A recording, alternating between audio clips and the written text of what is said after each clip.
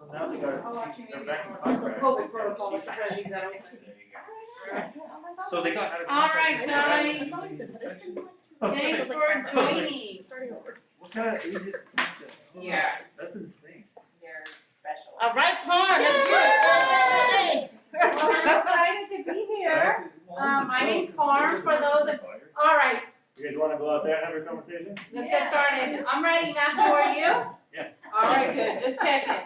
All right, it's 2 o'clock, it's actually 2:03, so we're gonna get started. For those of you that don't know me, my name is Parm, I'm an agent here in the office, part of the Parm Atwal real estate team. Those other fantastic faces are my teammates. The reason we're having this class is for me to share with you a listing presentation, or at least kind of some of the content that I go over during the listing, conversations that we have, just to empower us to be better agents that take more market share. Is there anyone that has any content that they feel they want covered today besides kind of like the way I do the listing presentation or anything else? What are we looking for from this class? I know Andre, I know you kind of arranged it, so what were you looking for as part of the education and LC committee? Yeah, I think, especially in this market that's changing, Mm-hmm. where, first of all, like, I'm gonna be back in Expireds, and she's beat me out on Expireds before I met her. She texted me and said, the seller has asked me to cancel your listing appointment because I already signed it. You remember that? I'm a victim too, Parm. If it makes you feel any better, I texted you and Tom Davis. There you go. See, and she bid on Tom Davis. So there you go. So, I think the listing, presentation is very important, because we're not just going in there to talk to friends anymore, and even if we are, like, I go to past clients and they are interviewing other agents. So we have to be, like, ready with the listing presentation. And then I'd be curious to hear sources of business and what you're doing in this market that's changing. Yeah, sure.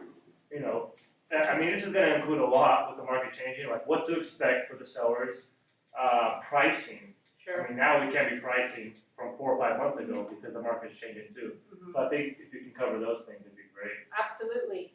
How much time do we have today? Are we on an hour? I think, okay, so an hour. So we're gonna be moving fast, right? So if there's questions, I do have extra time scheduled, so if there's questions that you guys have after the class, we'll make sure that we cover it. This is the first time I'm hosting this class, so I'm gonna pace myself, because I really don't know how long it's gonna take. Questions? Anyone else have any questions? Just one more, are you gonna cover over the hesitation to commit, like some slight fear that they can't quite? Yeah, so Objection. we can certainly go over the objections when we get to that portion about the actual presentation. We can go over common objections, how to overcome them. Now, a couple of things that I do want to preface, Andre spoke very highly of me, I appreciate that, and I have the same respect for him. With that being said, I don't get every listing. I would be lying to myself if I told you that. There is no listing agent that gets every listing, right? I literally had a referral agent in Texas that told me, I've never been on a listing appointment that I haven't gotten, right? And then guess what? My client said, I don't want to work with that agent. And so I'm like, well, I guess it was a first, right? So the fact is that realistically, you're not going to get every client, and that's absolutely fine. That's why we can all be busy, because we connect with different personalities. We have different mindset. I bet you, if you put myself and Andre in front of a client, we are both skilled and capable, but the client's going to connect with one of us over the other and choose to use that person. You're going to gain from me in this listing presentation. My perspective is I'm an educator. So you guys are probably going to have objections. And the reality is that I don't feel too many objections at my listing appointment, because I give them the content without even getting to that point, if that makes sense. I'm much more tutorial, I'm very educational, I handle things, I let them know I'm going to cover everything. So when I say at the end, what questions do you have, it's usually basic ones, not like, oh, well, what's your commission, or I don't, I'm not ready timeline-wise right now. Basically, where do I sign? No, not necessarily, and that's gonna be different too.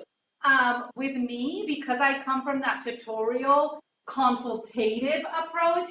I am not the, we're done, here's the listing agreement signed. And I know that's not the KWA, this is the way. It's not the KWA where you're like leaving without a listing agreement signed. I believe in myself and I know that when I leave that appointment, I'm gonna know whether that listing agreement's gonna get signed either then or 2 days from now. I just want a commitment because I honestly don't want to sit there for like 10 minutes having them sign a listing agreement. I'd rather just send it to them DocuSign. So that's the one thing I'm maybe going to be changing just because my coach is always telling me to get it signed right then. I'm like, if they're committed to me, realistically, they're gonna sign it when I send it to them later on in the day. I've seen a lot of top agents move over to that effect where you know, we go 3 times for the close, right? Where that's where I've been in the past, and now I'm moving more to the, hey, do you know if you're gonna work together or not? Okay, I'm gonna follow up, and I see a lot more to the DocuSign. The hard sell doesn't work, and the reality of it is, to me, it's kind of like when you meet a buyer, so think of it from the buyer perspective, when you meet a buyer, yes, having that buyer broker really helps. But in my point of business, if I get someone to sign that buyer broker agreement and then 2 weeks from now they want to work with someone else, I'm like, thanks, have a good day. I'm not coming chasing you after my 2.5% commission, realistically. And to be honest, if I have a listing agreement signed, just because I know I will get it signed if I'm in front of them, right? But now the next day they're like, or 2 days from now, they're like, oh, we slept on it and I'm not sure. For me, it's more paperwork on my end. Because now we've entered it in the MLS, we have to report it to the broker, et cetera, et cetera. I'd rather them be committed and committed to me versus like, oh my God, I need a signature or a wet signature right now. I'm not saying it's the right way to do it or the wrong way. You do you. So not everything I go over, you're gonna agree with also. So when you sit with them, do you go over everything as a list agreement? Because they say when you DocuSign, it kind of, you know. It depends on the client. So They're just signing. if someone's super detailed, I'll tell them I'll send you the PDF of the listing agreement so you can review it. And then the second email will be the DocuSign. Okay. But the reality of it is, like, what's the listing agreement? You've covered everything. So in the email that I send in DocuSign, it'll say on there, here's the listing price, here's the beginning date, here's the commission, here's the end, here's when we're getting photos done, here's when we're going live on market. So it basically highlights the filled-in blanks from the listing agreement. Have I ever sat down and reviewed like item by item the listing agreement? No, I think they kind of. Yeah. You include that, so you put the subject line, and then in your message there, you say, In the- here's our, per our agreement. Yeah, so you know in DocuSign, Yeah. when you say, when you send the listing agreement, you put edit recipients and you can put edit message. So my message always says the property address, listing agreement, and then my subject will say, hey, so nice meeting with you, and I recap what their motivation is to sell. I'm here to help you get your home sold so that you can go spend the money on an investment, go retire, pay for your child's education, whatever that motivation is. As we discussed, here is the listing agreement for your review and signature, right? And so then I'll put on there, price point, listing price, commission. I'll put on there tentative photo dates, tentative on market date, and hey, if the on market date is out more than 2 weeks, I'll always at the bottom put on there, hey, I'm gonna be giving you periodic check-ins every week, every other week, just with an update on market trend. Because if we're not going on market super fast, guess what? I always leave the listing appointment with. I let them know things can change. So our on-market price, especially in this market, guys, our on-market price could change in your favor. And I don't say or other, like negatively. I'll say in your favor or otherwise. And then people get what that means, right? Any other questions? Do you have a sheet that has those questions? What question? Not questions, I'm reiterating your timeline of photos and stuff. A sheet? The No, highlights. Like it's the just, highlights. not a sheet, it's just, typed in the DocuSign thing. In DocuSign, it's just verbiage. So not a sheet, it's literally just in the body of the DocuSign email. And the other reason I do that is because when I kind of like control, so I like to send the listing agreement, but then the recipient, my admin gets it so she can plug in, okay, this is when Parm wants photos, this is when we're technically going live, etc. So it's basically just a recap. But if you want specifically what that verbiage is, come see me and we can kind of draft something that works for you. But mine is literally what I just said. Pleasure meeting you, looking forward to helping you. Here's what we're accomplishing as discussed. Here's the listing agreement for your review and signature, price, commission, photos, on market. Right? So that's pretty much it. So today's class is, or session, mastermind. Let's call it a mastermind because of the fact that I want engagement. The last few is hearing me next hour, right? So it's called winning the listing, and that's not me jumping up in the air. This, however, is me with full hair and makeup. And that's how, and I always joke, I'll tell that to clients. I go, look imagine what I could make your hair, make your house look like, because that's me, right? I don't know if you guys know me, like this is me dressed up today. I like to be in jeans and like a shirt or a t-shirt or something. Sparkly Toms. Right, and my Toms, right? Yes, or my Steve Maddens, because I have a little bit of a lower back problem, so I always usually wear flats. But I'll go in there and I told my team, and I highly encourage you guys, look, when you're finding your footings, dress to impress, right? Because the person that you're gonna go meet, you can't be like, I mean, any agents are performing, right? You don't have to be like in a suit or anything. But I tell my team, I go, look, I can probably show up in jeans and a t-shirt, and yes, a client might think like, oh, her hair and makeup isn't done. But I say, the minute I start talking, the client's gonna say, okay, she knows what she's talking about. So that covers up. But until you get that confident, your presentation is just as important as the paper presentation you're giving too. So that's just something there, right? So this just tells a little bit about myself, but it's more so for the client. Highly suggest that you do something like that for yourself with your own bio, like something about who you are, what you do, what you represent. Do I go over that with clients at the listing? No, it's part of my pre-listing packet, which I'll, kind of go over. This just, I don't know what that's, oh, okay, it's this streamer. This just tells you listings sold. So in 2019, yeah, I only sold 26 listings. And that wasn't that long ago, we're in 2022. 2020 is when I said, look, I always have a big why or a big goal, like one thing I focus on for the year. So I think it was 2020 when I was like, okay, my thing this year is I'm going to focus on listing. And I want to get 4 listings a month. That's what it is, 1 a week or, average about 48 or so. And that was my big thing. And in 2020, look what happened. 48 listings sold. 2021 bumped that up to 66. This year, 2022, as of May 31st, we have 30 listings sold and probably about 10 on the market right now with about 3-4 listing agreements either signed out for signature, etc. So I kind of know what I'm doing when it comes to listings, but there's always room for improvement. So I'm always, continuously modifying. The biggest thing about having a good listing appointment, if you learn nothing else from today's session, the biggest thing about having a good listing appointment is having a good pre-qualification call. So if you learn nothing else from today, focus on the pre-qualification call. This has changed my world. Question? I was gonna say, what is the most important part of that for you? Of the pre-qualification call, motivation and timeline. Motivation. If I leave the pre-qual call without a motivation, I don't know what I'm there to do, right? I have no clue what I'm there for besides maybe they want to sell their house, maybe they don't. I need to know what is their motivation.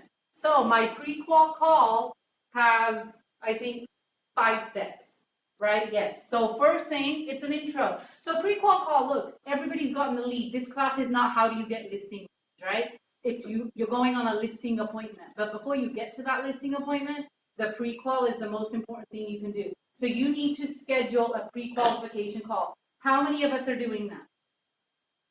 Okay, how long do those calls last? 15 minutes, 20 minutes. Okay. Elise? I just raised my hand. Oh, okay, got it. Andre, about how long? I can't stand 15 minutes, but like 5. Okay, so guess what? One tip, my pre-qual calls are literally, if it's a good one, they're lasting 15 to maybe 20 minutes. A real good pre-qual call is lasting 15 to 20 minutes. It's not a hi, this is Parm, I look forward to seeing you on Thursday at 4 o'clock. That accomplished nothing. My ISAs can do that. They already do that, right? So no, it is about me connecting with them so that when I get to their house and ring the doorbell, they already feel like they know me. I already feel like I know them, and we're there to get something done, right? So motivation timeline. Hey, this is Parm. I always ask, hey, we were scheduled to speak today, so my pre-qual calls are always scheduled for a half-hour increment.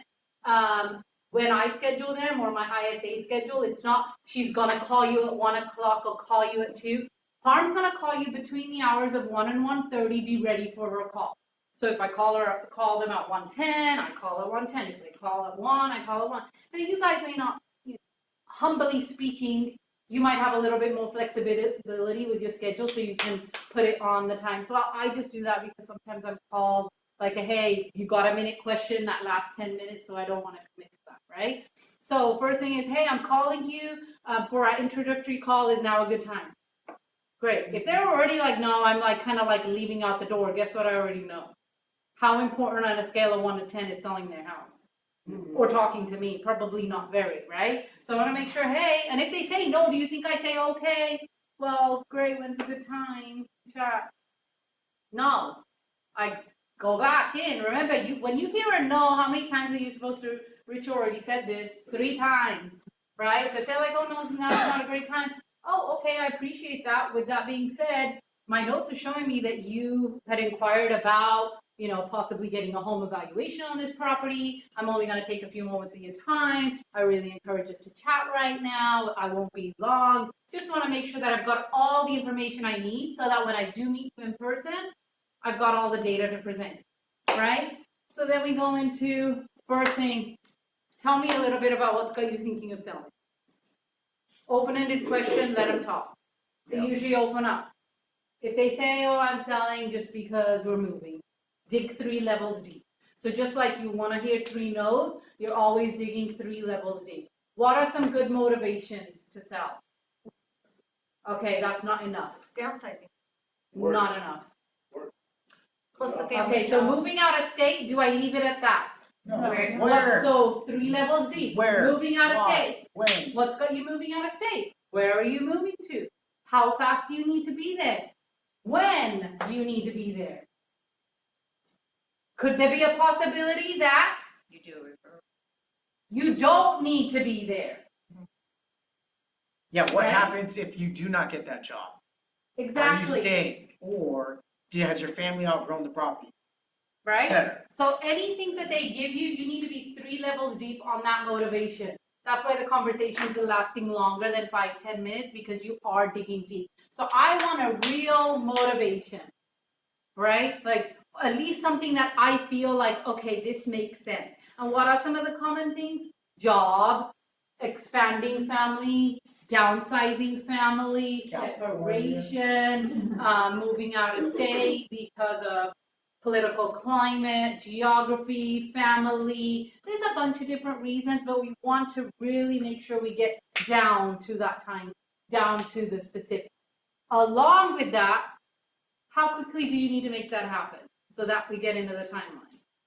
Right now, I will tell you this. Before, up until recently, I was really screening my listing appointments to like, hey, we're doing a listing, which means that they're like ready, committed. Like, I'm signing a listing agreement, we're going on market in the next 30 days. What you all need to be aware of right now, you need to just get out if you feel there's a motivation. Like right now, I just got off the phone with a client who can't sell until September, right? But I'm meeting with her in July. Right? You need to have that face-to-face because you can sell yourself and present yourself better, because what happens if you don't? Somebody else will. Somebody else will. And it'll probably be Andre. And I'll throw it out there, like when I was closing less deals, I have more time. Yeah. So I don't care if they just want anything. Yes. I'm out there. always, Because some people that I met with a year ago, now they're calling, or 2 years ago, right? It allows you to build that rapport, and then they already feel like, okay, well, maybe I should just call Andre because we already met. Versus the other mailer that came in the mail, or the letter, or the advertisement they saw, the billboard, etc. So get in front of, so second thing, first is pre-qual, second thing, if you learn nothing else, get in front of people, right? So motivation and timeline, any questions on that? Yes. question for you on getting in front of people, are Mm-hmm. you, or, I've been the type, hey, get at their house, Uh-huh. get that intimacy level built up, right? That trust, because they invited you into their home. Mm-hmm. Have you met clients for coffee too, No. prior to listing? If It's at the I'm house. going to a listing appointment, I'm coming to see your house. I'm not going on a dinner date, right? I'm not going for coffee. Like, no, then we're friends. I'm here to analyze your property, and I want you to feel uncomfortable with me being there checking out your home. So the only time I will do a listing appointment that's not on site is if it is an investor, and then, even then, I'm not going for coffee, because that does me nothing. No. Let's do a Zoom appointment. Yeah. Saves me time, right? Because I'm not having to go anywhere. I don't want to shoot the breeze. It's very informal, right? No, I've got certain things. I'm systematic, if you guys don't already know that. So, hey, yes. Tenant. I have a feeling, just to let you guys know, to warn you, I have a feeling this class might go slightly over an hour Yeah, because it's already 20. Yeah, they messed up there. Tenant. What do you do when there's tenants? I will go preview the house. This week alone, what day is today? Tuesday. Okay, yeah, okay, so not this week, but like the last 48 hours, I'll count Friday. I think I've previewed like 3 homes or tenants in place. You what I do is I kind of say, make the tenant feel comfortable, they show them that kind of like Well, I don't talk to the tenants unless the seller wants me to, but I say, look, if you want a proper evaluation of the house, I need to go view the house. Otherwise, guess what? Zillow can tell you what your home's worth, and we all know how accurate that is, right? Say, you want me to tell you what your home is worth? I need to see it.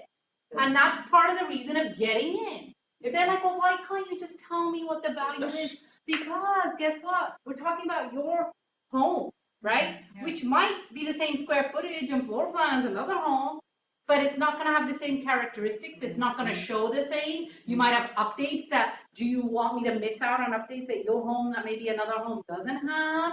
Do you want me to give you an realistic valuation of your home, knowing that the other one has something else? So no, it's very important, right? Just like, when you're buying Benz, you don't walk off the dealership at the same price for every car. One might have like upgraded rims, the other one might have leather seating. But, you know what I mean, climate Yeah, control, yeah. whatever, right? So guess what? You need to know what's there. Property. This is your opportunity. Remember, one of the biggest other things that we're doing here is we're trying to get them to talk. So motivation timeline should be them with you probing. The next thing is about the property. So the second thing, after I've got motivation timeline, tell me about your house. I see that it's a 4-bedroom, 2-bath, and I do always verify off the tax record. I see it's a 4-bedroom, 2-bath, 2,100 square feet. Does that sound accurate? Right? Then I say, tell me about your home, and they'll be like, what? And I'll guide them. Have you done any updates to the home since you've owned it? And this is where they'll talk. And you can see what kind of person are they. Are they a D? Are they an I, SC? Your SCs are going to sit there and tell you about every little, oh yeah, we had the pest control people, we had the windows redone. Your D's going to be like, I had a new water heater and a new HVAC system. Your I's going to be like, oh, we painted it, in this color and blah, blah, blah. So this is where you get to learn about what personality style they are. But you need to ask about the property. And your goal here is to kind of make them feel bad about their property. Like, you don't want the person that's like, my house is like a castle, and it's perfect, and it's going to sell for top dollar. You're trying to get a read, how do they feel about their home? Right. Do they feel pride and joy? Like today I literally had a lady tell me my house is gross because my ex is living there and my son. She's like, you don't want to see it right now. I go, I've seen a lot. She's like, it's gross. I need some help. And I go, hey, that's what I'm here for. Question. So you mentioned figuring out the personalities and describing by ID. The disc personality is it. Personalities. How have you studied those personalities to be able to? if you don't have enough experience because of just meeting with enough people, I highly suggest you do some sort of assessment on finding out what the personality styles are and how to work with them. I've been doing this for a while, not necessarily only just real estate, but lending, and I've been around a lot of people, so I kind of get a sense of what they're like, but it's a very important feature because this allows you to, even though I'm very systematic, I have a specific listing presentation, it allows me to tailor it to what their personality style is. Because someone that's like a D driver direct, I'm probably going to spend a little bit more time on the analysis versus like the marketing plan. Someone that's like, hey, wants to talk, wants to feel good about their home, I'll probably talk a little bit more about the marketing. Someone that's systematic or compliant, I might really break down the compensation structure a bit, right? So it just comes differently there. But property, tell me about your home. And sometimes I'll even go as far as, if you had to rate your curb appeal of the home on a scale of 1 to 10, how would you rate it? If you had to rate the interior of your home, how would you rate it, 1 to 10? And how about the backyard, 1 to 10? Right? It gives you a really good idea of what they feel and think about the home. And I know, guys, some of this stuff I'm talking about, you're kind of like, oh, that's what she does. It works. Like, really, it works. And what I mean is you get to learn what's important to them so that you can use it, for lack of better words, against them during the presentation, right? So property, any questions on that? Yes. You're going to that listing appointment, bring market trends with you. Say that again, sorry? Are you bringing the market trends report with you on your listing appointment? I think it's probably something that you need to do in the future. Right now, I've not. I use the market trends report if I need to do price corrections. And remember, it depends on how comfortable and confident you are. Like, I could probably spew out some statistics and people like, Sounds right. sounds about right. Right? Yeah, But then, It is structured on how you say it and Right? approach it. How you say it, how comfortable. And that's where it's about, like, this is the setup. So it's how you get on the field for game day. So how you do the setup is going to dictate how your presentation goes. That's why if I have a pre-qual call that lasts 15, 20 minutes, I'm like, hey, that was pretty good. I think this listing appointment is going to go well. If it lasts like 5 minutes, I'm like, I don't feel like connected with them. If it lasts like 45 minutes, I'm like, oh my God. Oh, and we all know how old she is. Right? Like, it's a lot, right? Mortgage and financials. I always recap. So you bought the house in such and such a date for this amount. What's your current balance? Are you current on the payments? Have you participated in the forbearance program? Right? So you want to make sure you know what your mortgage balance is. Do you have any other liens, financials, anything else that's owned? Are you current on the property? Any other liens we should be aware of?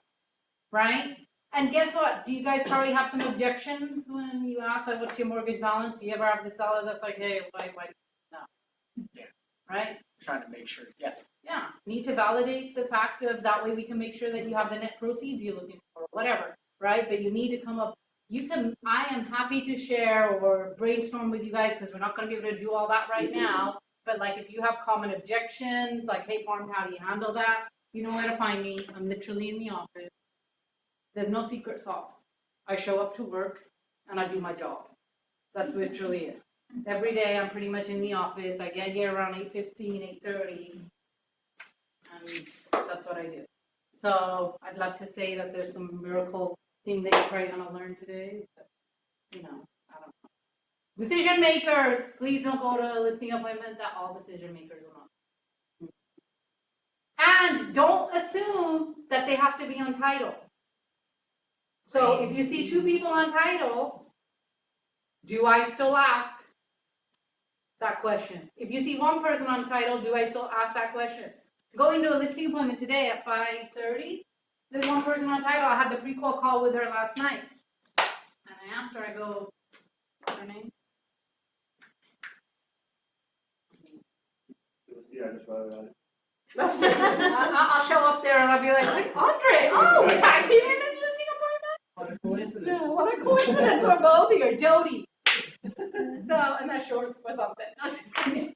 No, her name's Jody, and so I was like, hey Jody, I see that you're on title. Are there any other decision makers that we should get involved when I meet with you tomorrow? Lo and behold, guess what?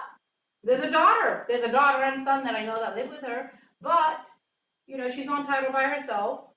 She's like, hey, I sometimes run things through my daughter. I go, it makes sense for your daughter to be there. Because wouldn't you agree, your daughter might have some questions, and it makes more sense for her to be present so I can answer those questions for her, versus you having to reiterate what I said. I'm sure you're very capable of understanding exactly what I'm talking about, but it would just be better for me to be there with her, right?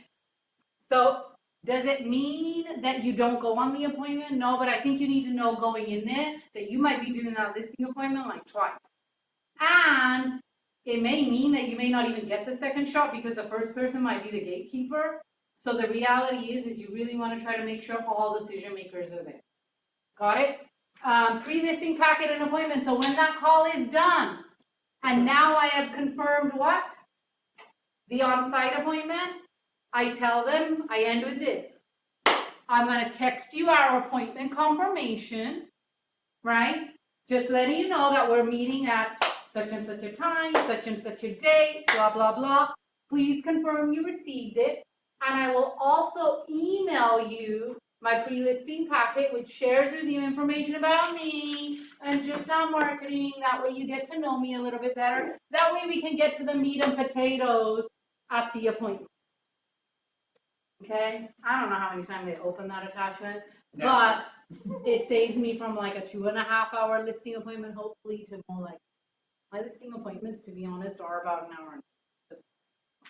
They're about an hour to an hour and a half, easily. So, how long videos running? Very rarely that long. Okay, I know. You know what a coach once told me? Guess what a coach once told me when I said my listing appointments are like literally when I have a listing appointment. I heard Rich say he's like I allow my people to book like 3 appointments a day. I'm like, how the hell? How, my dear Rich? How are you getting 3 appointments in a day? Because I was like, appointments I got supported. But 2.5 hours is what I block off for a listing appointment. Because I say maybe 15 minutes to half an hour to get there, 15 minutes, half an hour to get back. My appointments are about 1.5 to 2 hours. And yeah, my coach once told me, Parm, nothing good happens after the first hour. Okay, I'll try to tell you. Accurate. And I'm like, well, something good's happening for me, so I guess we're keeping it the way it is, right? That's like But- in nightlife, nothing good happens after. We tell our kids all the time. Yeah. We're like, I mean, by the way, they're only like 9 and 11, and we say, nothing good happens after midnight. You know, just prepping them mentally for the environment we're living in, so, like, be home, right? But with that being said, pre-listing, text confirmation, and the packet, secret sauce, I don't know, but that needs to go out. I have a question on, you do the pre-qual call, Mhm, but sometimes some sellers, their main concern is commission. mhm. Commission in the net sheet. So Yes. when do you bring that up? Do you, Perfect, so Yeah. good point. So you know, after decision makers, great point. I'll ask them. So actually, well, no. So after the decision makers, I confirm the time. So we're scheduled to meet at such and such a time. I'm going to go ahead and send you the text and I'll send you the pre-listing packet. Do you have any questions right now for me? I'll ask that. Why? Because if they are one of the what's your commission, my first rebuttal is going to be, oh, great question. We have a lot of different options depending upon your situation. I'm going to cover all that when we meet. Then they're like, no, I really want to know a range. Well, what do you think that typical commissions usually are? Great, well, you'll be happily surprised when I meet with you and we'll kind of go over the different options. And then if they're like, really the third time, then you can tell them standard what your commission rate is because of the fact that, guess what? If they're expecting 1%, Yeah. you're looking at the wrong 1%. Like, we're 1% of the market, You know, like, it's right? We're the top 1%. We're not issuing 1% listing. You know what's worked for me in the last like 6 months, Mhm. who they ask? I say we base it on average days of market in your neighborhood, average price in your neighborhood, things like that. Mhm. They get off. Yeah. And And Well, that's, we whatever discussed That's it, yeah. good. I say Perfect. the longer the market, the more marketing dollars we're spending, so we have to look at your current situation. So they're probably thinking like, hey, this is gonna be pretty cheap because things are selling. As sellers think right now, things are just selling themselves in like 7 days. I literally had a client on Friday tell me that I just don't feel good about paying like 6% to you because like the home's gonna sell in like 7 days. Like all statistics are showing that they're not, and the ones that have sold are here's why, etc. Right? So you have to know these objections and rebuttals, but that might be a follow-up where we can kind of come up with a list of objections and how to handle them. But yes, good point. Ask them, do you have any questions? And most of the time, guess what? After my thorough like motivation, timeline, property, mortgage, financial decision makers, guess what they want? They want the appointment because they want to see what we've got to say. Because we seem educated, right? Because you guys have done your research and you're carrying yourself well on the phone. They're like, okay, I probably should hear what this person has to say. Right? Another question also to build up your confidence is you may want to ask, because it's a standard practice, who else, are you interviewing anyone else? Right? Like when you're going over the motivation timeline, like right after that, you know, like, hey, are you interviewing anyone else? Because sometimes you might want to prepare yourself. I never want to ask that question until a listing because I don't want them to be like, oh, that's a good idea. Yes, I am. So that can happen. I think it depends on how you ask the question and also how comfortable and confident you are. And so another way you could ask it is, so where about in the process of this selling process are you? And then they might just say, oh, I'm just like looking up agents right now, or I'm ready to list soon, or I'm just thinking about it, or I'm just talking to some people about it. So that's another way to find out without being direct of like who, because you do want to know that, because guess what? In today's market, if you're up against like Redfin 1%, like your mental state needs to be different going into that presentation. If they're like, oh, I just got not Zillow anymore, but I just got an open door offer, right? You should probably be prepared for that. So remember, this is like the setup to not only prepare them, but also to prepare yourself. So that's why I said the pre-qual call is probably, if you learned nothing today, get better at your pre-qual calls, because it has been a game changer for me. Right? How many of us are doing pre-qual calls? How many of us are going to implement this? Are there any other questions before we Doing them again. Good. Okay, perfect. Next thing, appointment preparation. How long does it take you to prepare for an appointment? What do you guys do? Half an hour, Okay. And what are you doing during that process? comps, full listing packet. What's in your listing package? I use the cloud scene. Okay. It's big, they like it. Yep. Thank you for taking the time to prepare this. That's So nice. it's- You want just hit the Yeah, link. exactly. Yes. Yeah, just hit Yeah, the link And there. then, of course, in a different market, like this market now, it's got start trends again. Okay. And that was 4 of the graphs, usually 4. Good. All right. Anybody else doing anything that we have? I did the net sheet, for sure. You do the net sheet. Oh, wow, you're going in there confident. You got the price and you're I doing the already net found sheet. out all the information. So what are you basing your net sheet on? Well, on the title company, I'm able to put, the price that we're kind of going for, either 5%, 6%, something different, just to give them an estimate on how much, and then when it pulls it, for like Sacramento, it tells you what the county taxes are, what the other fees are, and then also it pulls based off of that house, what their estimated, balance is, the mortgage balance. So it's Anybody else going into listing appointment with a net sheet? I used to, I would pick 3 different prices, Mhm. and if they were nowhere near that, I wouldn't even. Yeah. I use the net sheets from the title company, and I also bring the disclosures with me, put that Wow. together. You guys are prepared. You gotta rip these listings, man. Yeah, I do. Last time I walked into a listing presentation with a net sheet was like never. No, just kidding. I don't know how long it's been, ever. Seriously, I don't. Yeah, because right now we don't know what price we're listing at. Right? You might know what price.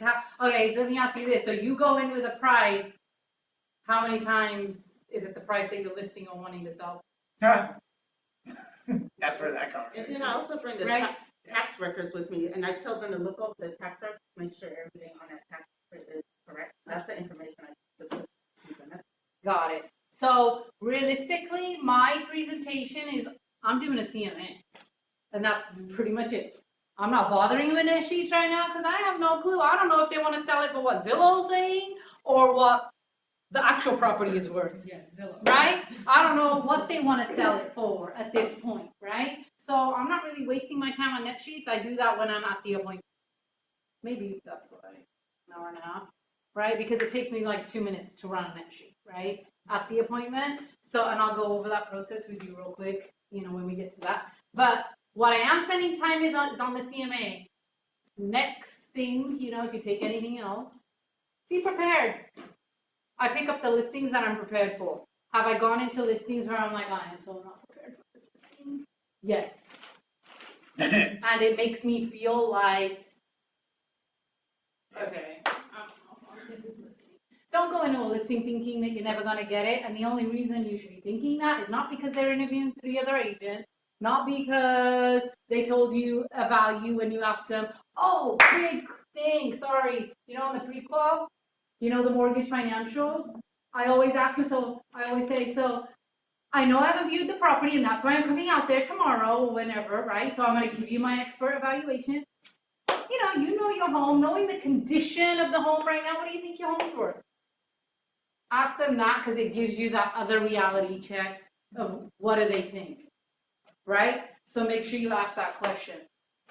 So now we do the CMA, and I'm pretty basic. I want to show you the CMA. Here's a typical CMA. I just did one for the Amara complex, right? It's a landscape CMA. This is the first page, but I'll look at pretty much kind of what's in the radius, what's there, and it's part of the presentation when I talk to them about actives, pendings, and close, right? But that's the first page of the CMA. So there's only 2 things that are different for each of my presentations. This page right here, and then the cloud CMA. Everything else is exactly the same.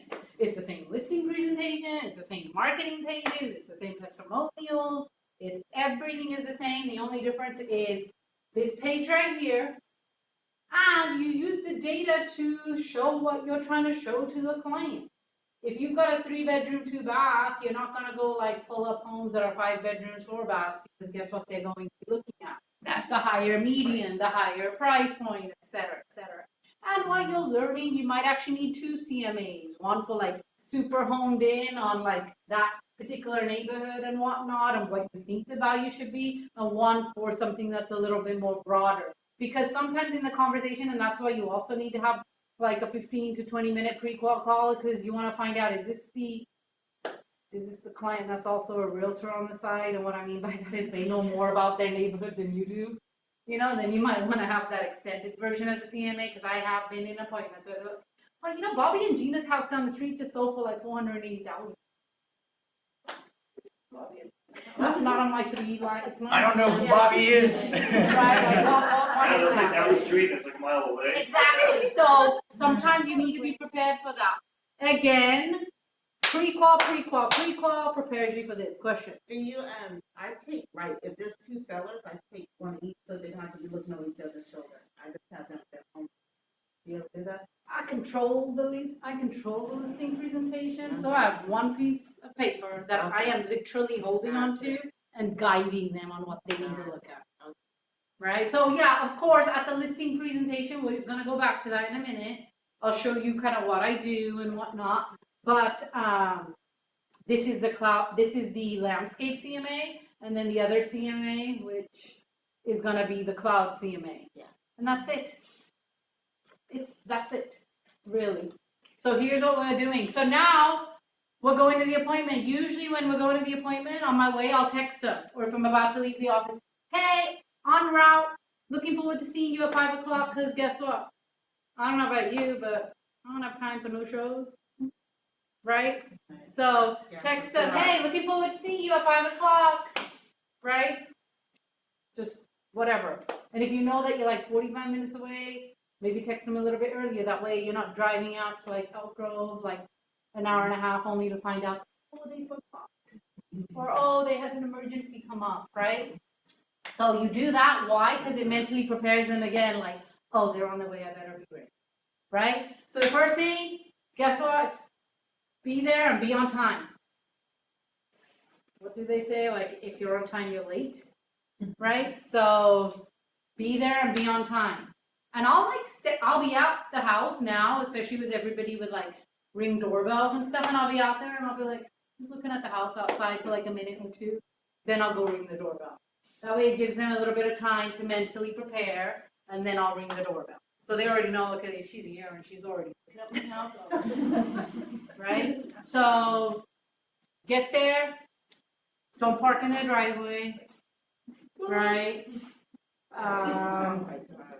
Don't blast music when you Yeah, Right. Don't fall. Make sure your car's.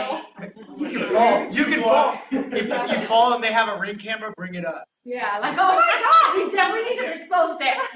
You know? This is a safety hazard. I literally I've only had this happen once, but a client was like, I don't think we're ready for this inspection yet. And I go, do I look like an inspector? I go, I'd like to think that I'm an inspector, but I'm certainly not. I'm here as your realtor. I am not going to climb in the attic. I don't know. We're just doing a visual, right? Not checking your plumbing. Exactly. So, but the first thing, you're not going to go, hey, looking forward to, hey, thanks for having me over. I'm Parm. Of course, I would say I'm rich. Right, exactly. Yeah, no, you guys can say I'm Parm with the Parm Atwal. Yeah. Absolutely. Just let me know when I don't send those to you. Right? So, yeah. I'm Parm, here for our appointment. Thanks for having me over. Great. Hey, why don't we begin by showing me around the house? And I don't tell them what I expect. I just show up and I'll ask, like if I see that they're not wearing shoes, I'll be like, hey, do you want me to wear booties, etc. Just being cognizant of kind of like their behavioral patterns. Also, be mindful of culture. Right. So, like, know a little bit about, what might be comfortable, not comfortable for your client. But hey, why don't we begin by, because some people will be like, hey, should we sit down? I'm like, no, why don't you begin by showing me around your home? And I don't tell them and instruct them what they're supposed to do, because this, again, tells me about what? The way they show me their home shows me what their personality is, right? And I'll try to move them along if we're like, looking at the kitchen faucet, for like 5 minutes. Obviously, we want this walkthrough to last no more than like 10 minutes. But you kind of make your notes. So as you're walking through, either on pen and paper or on the phone, whatever is comfortable for you, or on your computers. I'm super like not that techie when I get to the appointment. I'll be like, I like it old school, paper, pencil, I'll have my phone, and that's it, right? But whatever works for you, you do you. With that being said, you do want to make notes. So tell me about your home, and then they'll walk you through. And you don't want to be like, oh my God, I love your floors. Oh my God, this paint color is the best. Oh, I just love your interior decorating here. Oh my God, I wish I loved this house. Why do you not want to be doing that? Because you're gonna highlight them to stay. Yeah, that, but then they're all like, oh my God, that's more. Like, wow, great. You know what the hell? I was thinking 580, I think this is gonna go for like 640. It's definitely a $750. So just you don't want to be like, oh my God, like, what were you thinking, Bob, with these floors? But you also don't want to be like, oh my God, Mary, I love this chandelier that you have from like 1942. Right? You're just literally there observing and making notes. And you're making notes because they don't know what you're writing, but you're making notes, right? And they could be used as your AVID, right? Or whatnot, but you're making notes. You're not gonna be making notes? No, I can't just picture you. I feel like writing like the shittiest notes ever. You'd be like, take me to the listing table so I can present. Please don't. Just gave me my check. And that's okay. You want them to show the house, write down how it is.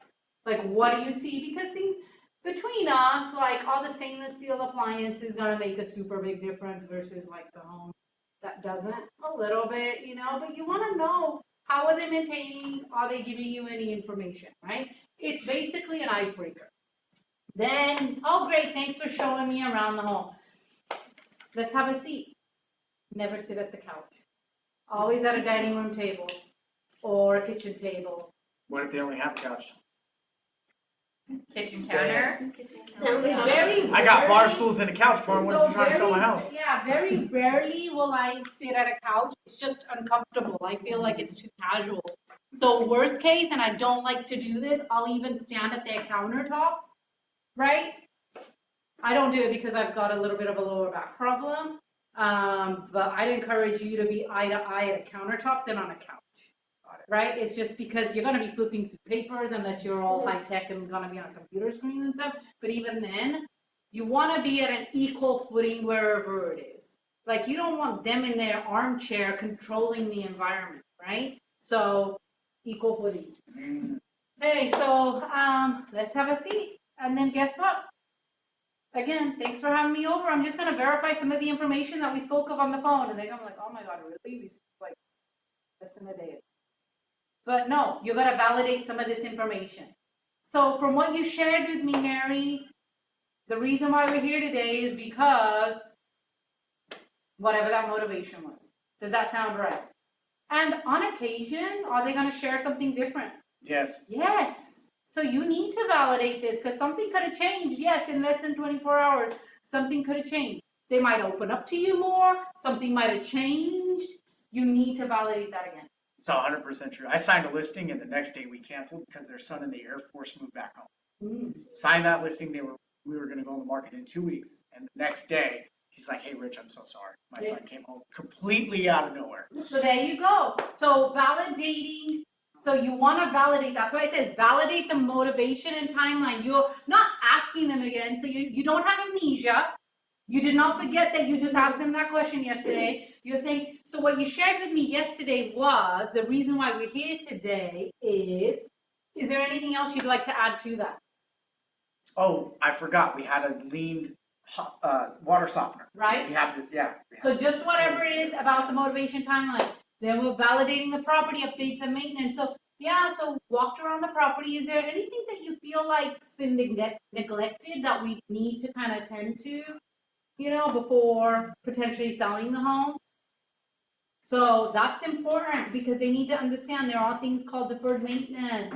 Bob's house down the street sold for $680, but he had like new vinyl plank flooring and a new HVAC system, and your HVAC system is like 25 years old. So part of that, you want to address the main systems of the house. Tell me about the roof, the water heater, the HVAC, any updates, because the cosmetic stuff everybody needs to see, right? So about the main systems. So property updates and maintenance. Then we go back into the mortgage financials, because yes, now they might open up about like the fact that they haven't paid a payment. Oh, hey, I know that house. Right? Or another property about like, hey, I missed the last 2 months of payments.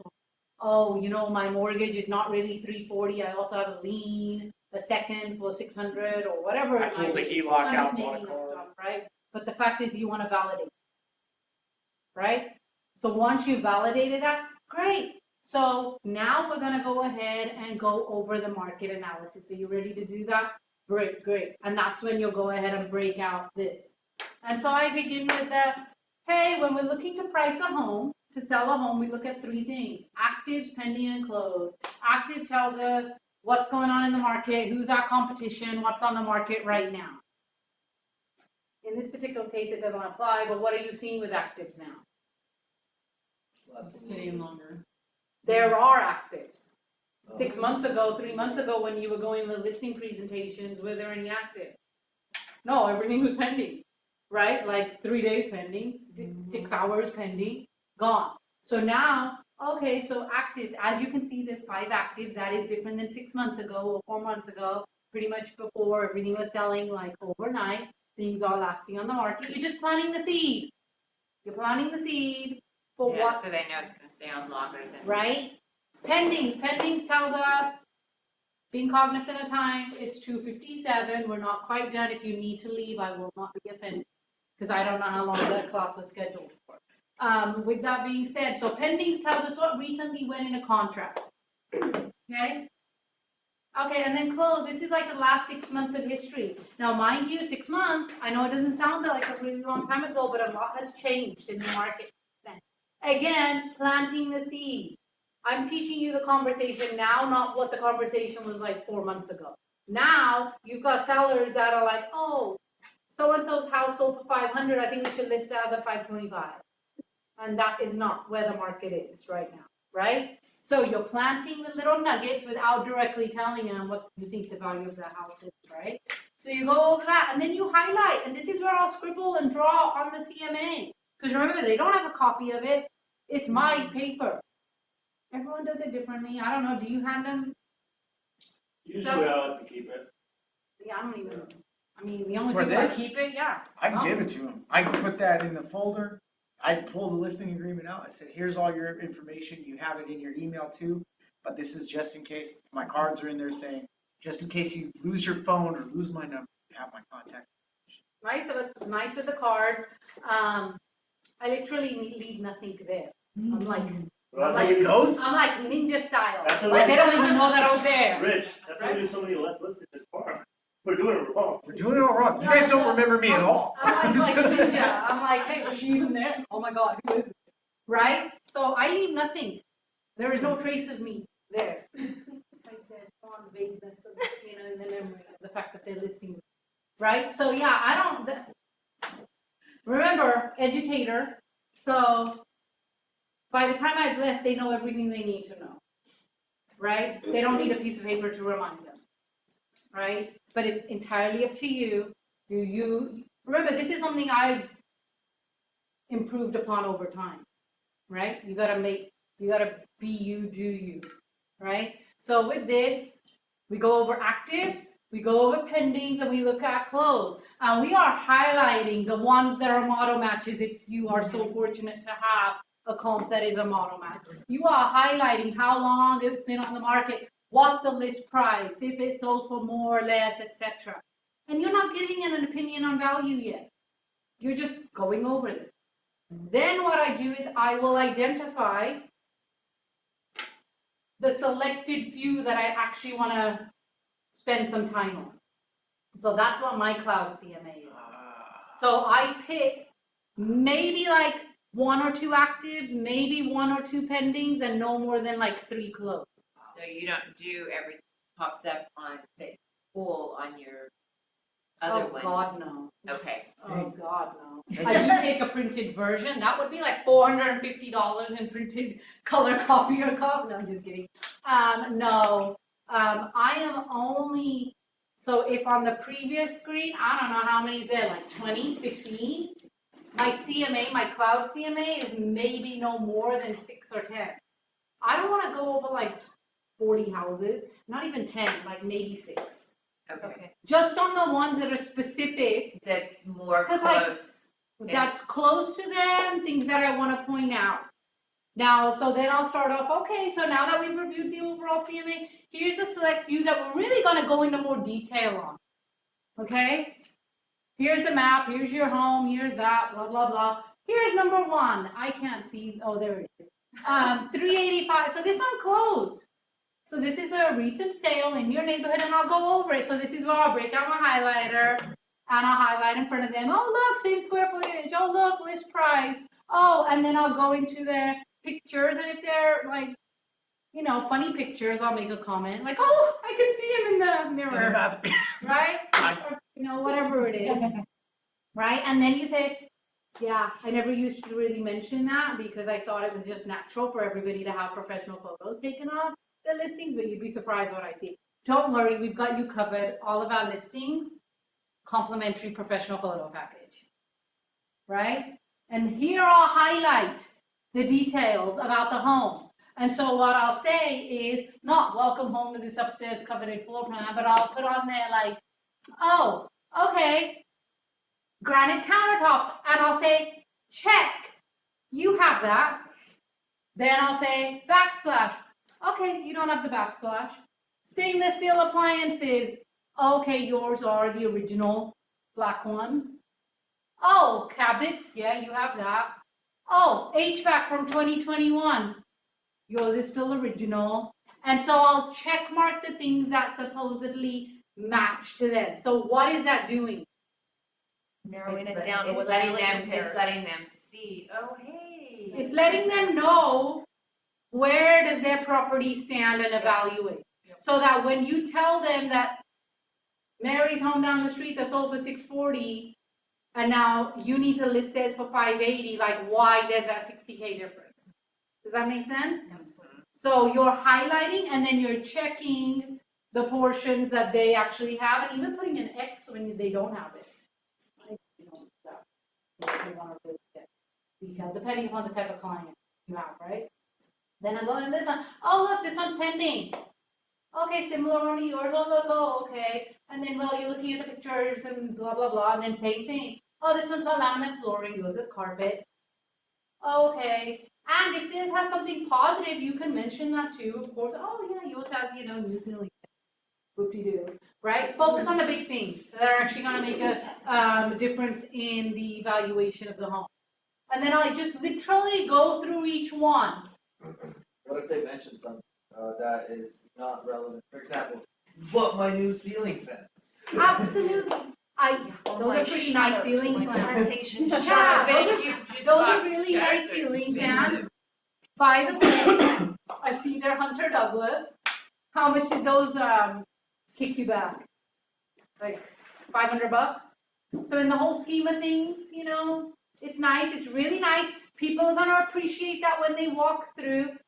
It may not have a considerable amount of variance in what we sell the home for or what we choose to list. Did it add any But square we'll- footage or a but we'll- bedroom? But we'll get to that, right? Yeah. We'll get to that. Cosmetic updates are really nice. With that being said, not all of them, would you agree, add value to your home? Tie downs is the other thing. You gotta use tie downs as you're talking to them. Just like I said, sprinkle little nuggets of information, right? Plant the seeds of what you want them to start understanding, but it's also about the tie down. So then you literally get done with all that, right? You've gone through your 6 comps. How many comps are you guys going through? Depends on the property, really. Like, Like that. Not more than that. I mean, well, like I said, I'll have sometimes 2 CMAs. Shoot, something that actually is a comp, sometimes even like 3. They're not even more. Because there's And- nothing in the area. And then it varies, if when you talk to them in the pre-qual call, right? And they said their home is worth $650, and then you check the comps and you find that the home is worth $580, then guess what comp I'll add in there? The highest sale, so what a $650 house looks like. Does that make sense? Yeah. So you do that. So again, pre-qual call tells you how you need to target, you know, your presentation. And the I've reason- turned, The reason I throw in even bigger houses or smaller houses, especially the bigger ones, they say 650 and one that's like 500 square feet more sold for 650. Mhm. That's why. So that's my what, neighbor's house sold for 650. No shit, it was so much bigger, right? Yeah. So so then that's where you can throw those, depending upon how the conversation was in the pre-qual, what you want to add in. yeah, I've turned down listings where sellers, where the property is worth, 380, 390. They're like, I'm only selling for 440. Like, sorry, I'm not gonna waste my, And remember, that's what you can use the pre-qual call for too, because if you get to that question and it's just so indisputably like off, yeah. you can have a mini consultation during the pre-qual to determine whether there's any value in meeting in person, right? Because I'd rather do that on the phone than like 2.5 hours later, right? So then after the last comp, I'll also share with them. So besides all the data that we look as real estate professionals, Zillow today is saying, because buyers do go on Zillow, your home is worth, so I'll have three other numbers, and it's literally written on my landscape CMA. It's got a Z, and it says Zillow's value. It has an R for Realtor.com's value, and it has an RF for Redfin value. And I'll literally go over that too, because guess what? They're looking. Yeah. Exactly. So I will write that down. I'll be like, oh, and Zillow today is saying your home is worth this, and blah, blah, blah, is saying this, and so. And then I'll go into these two. Basic. Pyramid the pricing pyramid and the intelligent pricing and timing graph, which is now gonna be getting back into this, which was like non-existent for the last like year and a half, right? So the pricing pyramid, absolutely. Hey, Bob, so when we're pricing a home, we do want to make sure that we price at market value, because with all of our marketing efforts, etc., we're going to get about 60% of people to come actually view the house. And you obviously understand this is a home that someone's going to live in, right? So they need to see the house. So when you're at market value, about 60% of people will actually come view the house. If you go on market 10% higher than what the market's telling you, you actually cut that down in half to 30%. So that means out of every 10 buyers, instead of having 6 come see the home because they like the pictures online and they love that marketing material, only 3 are coming. Would you agree that we want more buyers here so that we can create leverage for you to get your home sold for top dollar? Yes? Okay, great. So we definitely want to price it right. Now, Bob, just like we don't recommend that you price your home over market value, we're also not going to recommend that you price it under market value, because all you've done is increase it from 60% to 75%, and that's not a huge difference, right? Then I go into also, first 2 weeks of marketing are crucial.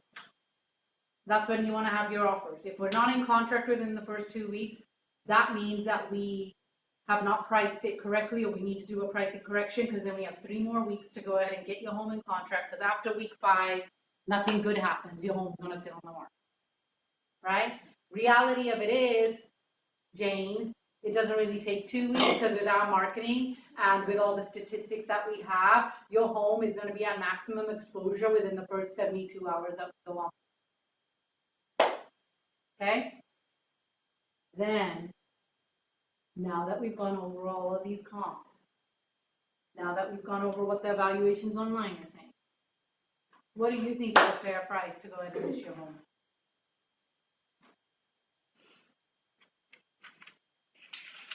$549.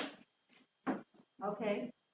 And if you agree, you're like, bam, done, let's break out the listing agreement. And if you don't, you're like, great, okay, let's come up with that. So you're thinking 549. So we had these homes that sold. So this is what they were listed for. This is what they sold for. Based on the trends, you can go into what the trends are. My expert opinion is showing me that that might be a little bit overpriced in this market. What we don't want to turn into is a snowball seller where we're chasing the market because we listed too high. Do you see on these, and then you break it back to that CMA, remember?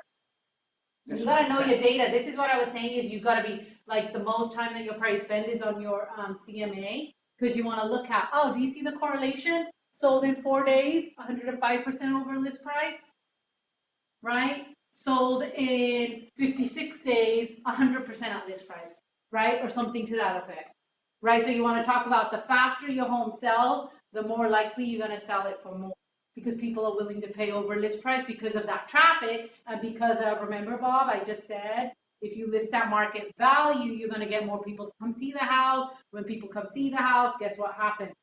Do you want me to be able to There's negotiate? competition, you've got the leverage, not the other way around, right? So those are your objection handlers, etc.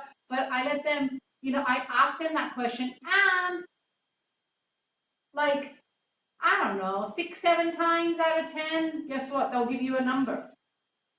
And what happens in the other 4 or 5 times? Yeah, that's what you think. Parm, what do you think? I'm glad you asked me that. As the expert in the industry, and the reason I'm here is to guide you along the right path. So based on the comps that I see, now remember, this is your home to sell. I am the vehicle that sells it. My job is to get the home sold, right? My recommendation would be this. And here's why. Right? And then you go into what the recommendation is, why it's that, based on the sales, etc. And by now you know kind of what their reaction is going to be to that, because you've already asked them what their home is in the pre-qual. You already asked them how they feel about their home in the pre-qual. You already had them walk through the home. You already had them tell you what updates need to be done to them. So it shouldn't come as a surprise when, guess what? And if they give you an realistic value, great. So tell me a little bit about, Bob, how did you come up with that number based on the comp that we're looking at? Right? And it's usually just about like the data. You can't fight the data. Right? That goes back to with the pre-qual. Guess what? Someone being unrealistic, like, do I really even want to go out there? Right? So it's about asking them, I'll be honest, educational tutorial, going through all this, at this point, your price in there should be, guess what, 9 out of 10 times. Should be what? Very simple. Very similar. Like we're talking like less than maybe 5 or 10K. Because this whole time you've been setting up for the price, that guess what? So language of sales is important. The tie downs are important. You are doing the presentation to set them up for the price that they need to say. That's what your presentation is based on. That's why we have that pre-phone call. Right? Like, why would someone say 640 when you haven't gone over comps that show that? Why are they saying 640 when everything when you went over the updates was an XXX, not a check? Right? Questions? No?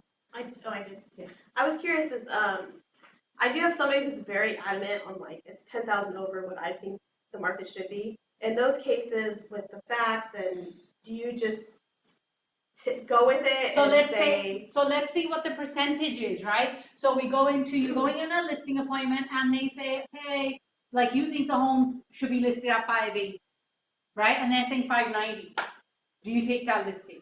Yes. Every day.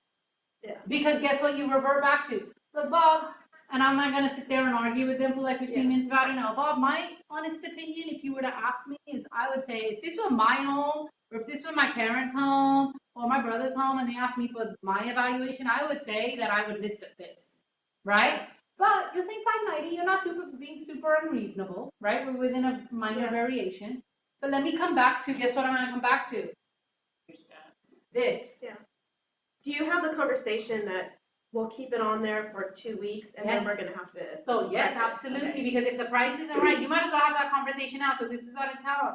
I go, look, so we're agreeing on this price, okay? In the first 2 weeks, this is what I'm looking for. I want 7 to 10. Number one metric, I want 7 to 10 showings. Number two, I want positive feedback. Number three, I want some second looks. And number four, I want an offer in hand or talk of offer. Right? If we have all four of those things, it means we have an offer in hand and I'm presenting to you, right? If we have 2 of those 4 things, that is indicating to us, Bob, that we are about 3 to 5% priced too high.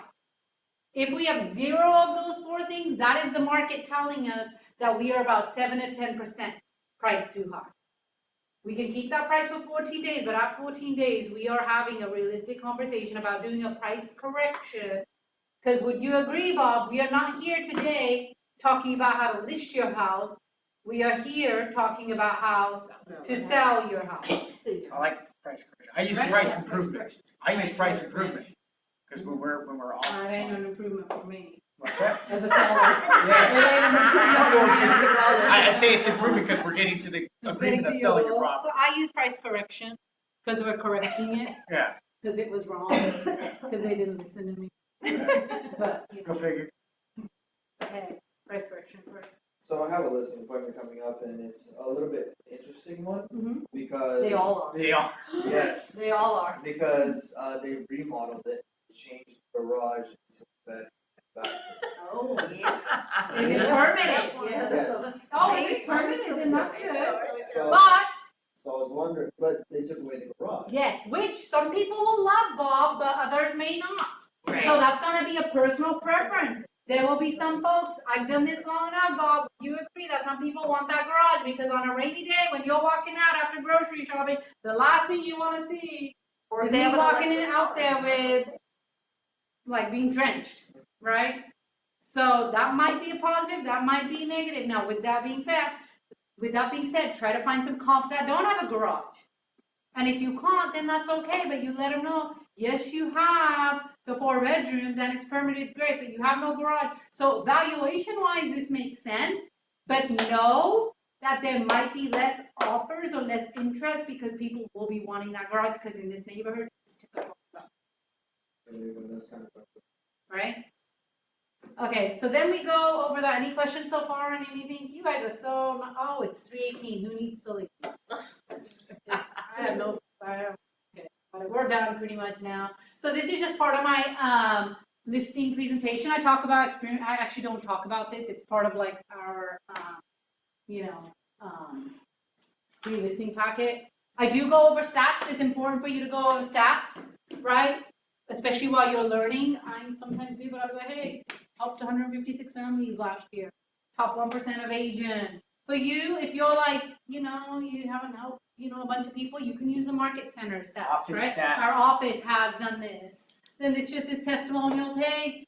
And I don't really go over this in the presentation, but remember the pre-listing packet? I will highlight some of the stuff. And then this is my marketing plan. So, I'll talk about the marketing. So once you've got a buy-in on the number, right? Can we get a copy of that? Hold on, I'll take a picture of it. Yeah, let's take a picture of Oh, it, you're gonna, I can't. right? So, I mean, everyone's gonna be different, guys, right? And then I just go over the home selling process. Like, this is mine. You can find one online and create it, right? But this is my home selling process, like what I do, the 16 steps, whatever it may be, right? Then we're going to go ahead. We validated price, right? So we agree on price. You do not go into commission until you agree on price. There is no point in having that conversation, breaking out net sheets until you haven't agreed on price. Then you break out the commission. And what I do realistically works for me is once we've agreed on price, okay, so based on this price, here's your net. And I'll do a quick little net sheet on my phone and I'll write it. And I'll actually write like 3 different pricing models. So if we've agreed on a price at, let's say, $580, I'll do a pricing model at maybe $560 and I'll do one at $600. So like 20K apart, 10K apart, something in that effect. And I'll tell them what they'll net at each specific situation.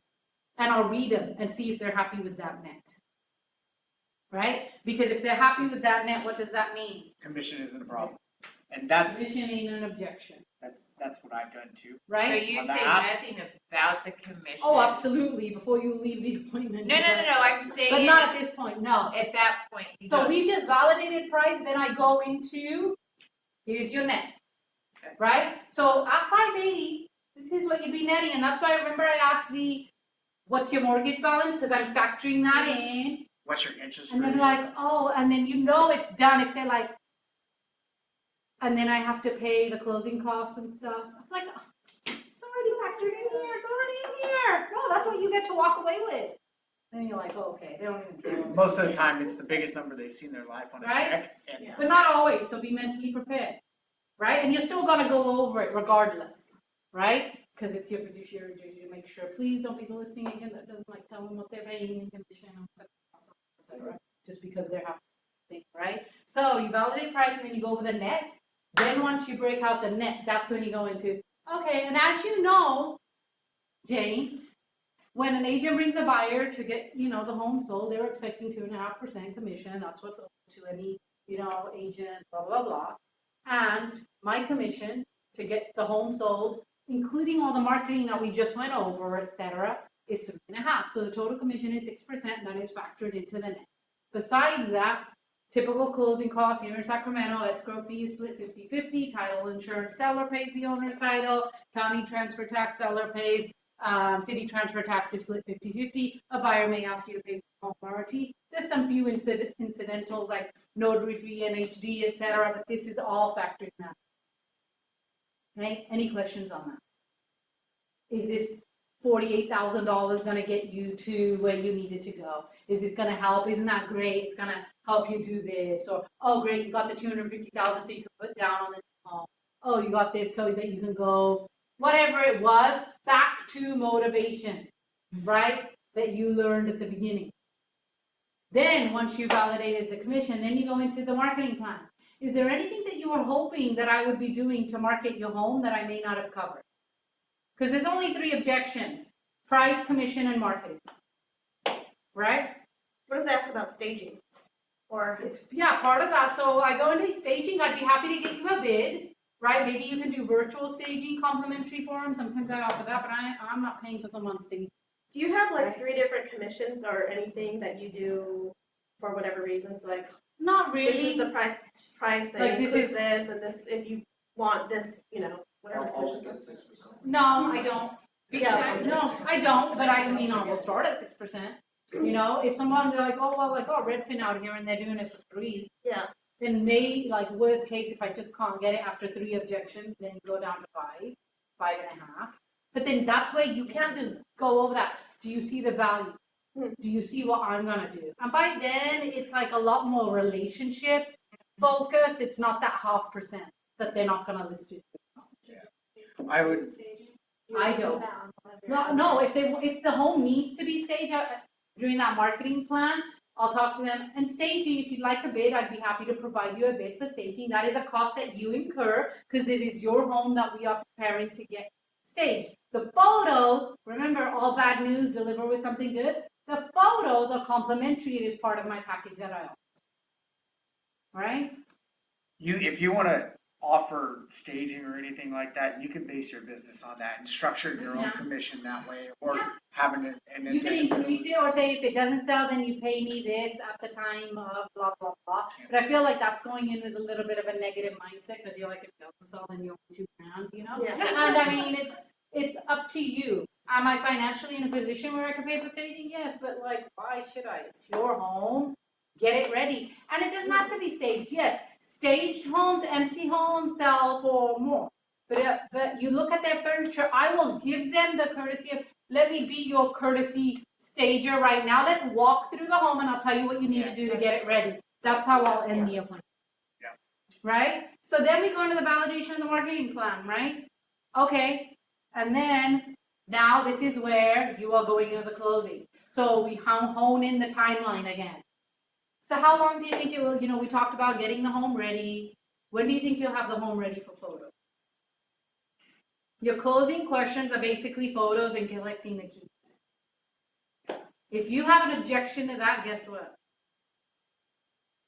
You could have the listing agreement there, you could send it to them DocuSign tomorrow, but it ain't gonna happen. So you need to make sure you know when photos are being scheduled or when you're collecting keys. So let's walk through, so I always go back, let's walk through our timeline now. Now that we've had the consultation, you said that you needed to be in Idaho by such and such a time. We talked about a typical closing takes about 30 days.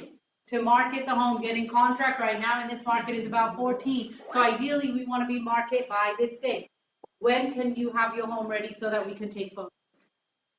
Okay, and I open up my phone and I'll look at my calendar and we'll go over it together. Like, okay, and that's not putting too much pressure on you. You feel like you could get the home ready. Let's walk. Do we need to walk around so I can tell you what you need to do to get the home ready? Right? Okay, so we're going on March. So we're going to have photos. I'm going to schedule the photographer that day. Do you have an extra set of keys?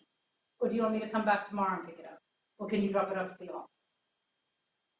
Right? The listing appointments that way, they already have the keys ready for you. You're like, You better bring a lockbox. right? But that depends on how the pre-qual goes. Have I had pre-qual calls where I'm like, dude, just have 2 keys ready for me tomorrow, okay? I'll see you then. Absolutely. And I have had clients, right? I've had clients where they'll give me keys and we haven't even signed the listing appointment yet. Yeah. I mean, the listing agreement all the time, right? Because like I told you, the paper means nothing. It's kind of like having a baby. I don't need the birth certificate. I got the baby. What does that paper mean, Yeah. realistically? I thought my first. Right? Not safe.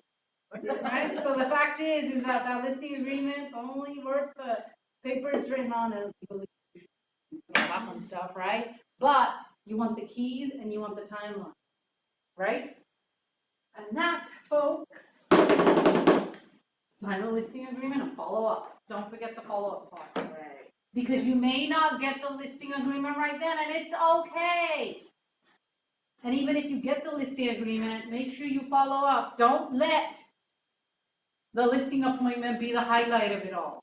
It's all the after effects, because like Rich said, they could call tomorrow and cancel, or they could say, oh, well, they were like A level status at the listing appointment, but now I never heard from him again.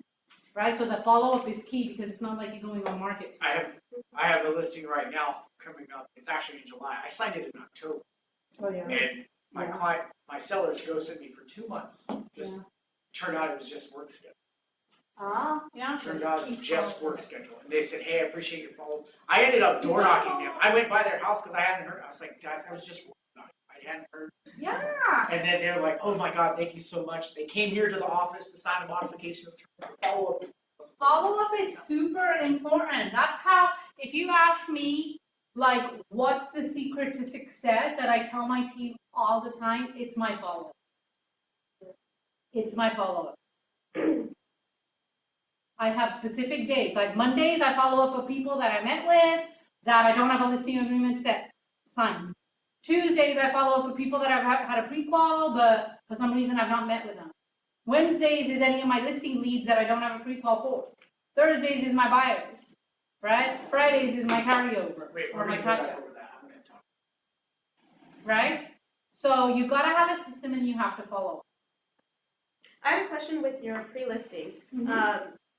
I was always under the impression that when you do like the time before you actually meet them, you email them some sort of a packet. Yeah. But what's in that packet? It's literally like mine has my bio, it's got the marketing stuff, it's got the selling process, it's got testimonials, it's got my statistics. So it's more about you and probably the Yeah, market in it's general. everything but the comps. Okay. The pre-listing packet to me is everything but the comp. Like I told you, every single seller has the same pre-listing packet. The only thing that changes is when I go there, I have the pre-listing packet with me along with the comps. And I don't really spend a lot of time on the pre-listing packet, but the pieces of information that I do take from the pre-listing packet is the marketing and then the selling process. So you got your seller questionnaire, you text them to confirm the follow-up appointment, whether it's a day or two away. You email them the pre-listing packet and bring a pre-listing packet. Yeah, but I don't give it to them. I don't give them anything unless they ask for like the comps, and then I'll give it to them. Yeah. So yeah, I don't leave anything. Like if they want my pre-listing packet, print it out. No, I'm just kidding.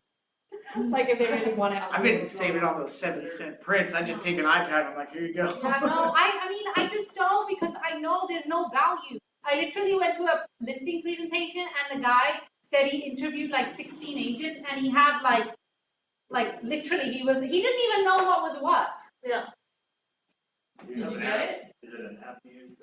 Title For seller. Yes, so you can, I use Chicago Title, Chicago One. I use So I Chicago. guess you can use First American. You know, I've used Chicago I Title. use Chicago's, it's free, it's the first one that I downloaded on my phone and it's really effective and I like it. And literally, there's no net sheet, I literally just, sale price, here's what you net. This price, here's what you net, and that's it. You can send a text her. You can Yeah, literally you can share text- like Gary said, You can hey, text it to them.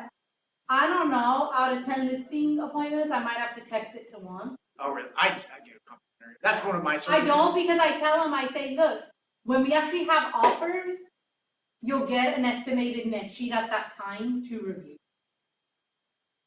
Cause like, I just told them what they're gonna net, Yeah. and I tell them, this is pretty accurate unless, mind you, you've got liens that you forgot to share with me, or there's utilities or bills or something. You know, there could be a variation, but this is an approximate, Yeah. right? And remember, it's about your comfort level and the seller's comfort level with you. So I'm not gonna say that yours is gonna be exactly like mine. Maybe in the future, you know, we'll be on the same page and it's gonna be exactly the same. You have to do you, whatever you're comfortable, right? Cool? Yes. All righty, guys, thanks for spending the afternoon with me. I hope you guys, got a nugget or two from it.